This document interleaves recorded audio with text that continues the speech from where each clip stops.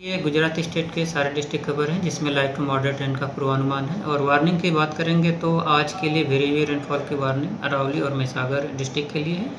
और इसके साथ ही हेवी रेनफॉल की वार्निंग बनासकांठा वापथरा, इसके साथ ही दाहोद और पंचमहल डिस्ट्रिक्ट के लिए है।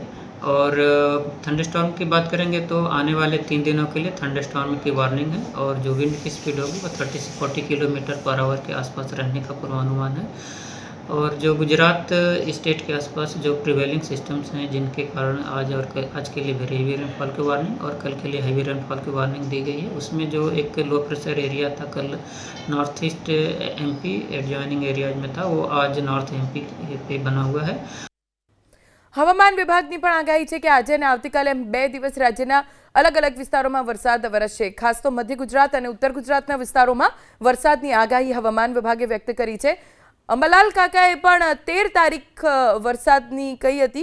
13 તારીખ સુધી વરસાદ વરસશે તેવી આગાહી અંબાલાલ પટેલ તરફથી પણ કરવામાં આવી હતી।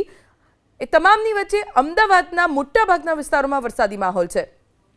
एसजी हाईवे पर वरसाद वरसी रह्यो छे। नारणपुरा, मेमनगर, साउथ बोपल, शीलज, शेला आ तमाम विस्तारों, आनंदनगर, प्रहलादनगर, दरेक विस्तार में वरसादी माहौल है। अर्धो कलाकथी सतत वरसाद पड़ी रह्यो छे।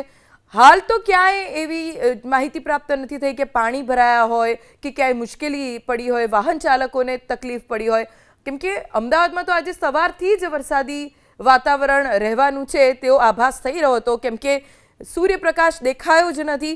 वादळछाયું वातावरण, काळा काळा वादळों आकाश में छवायेला जोवा मळ्या अने बपोर थता ज वरसाद तूटी पड्यो।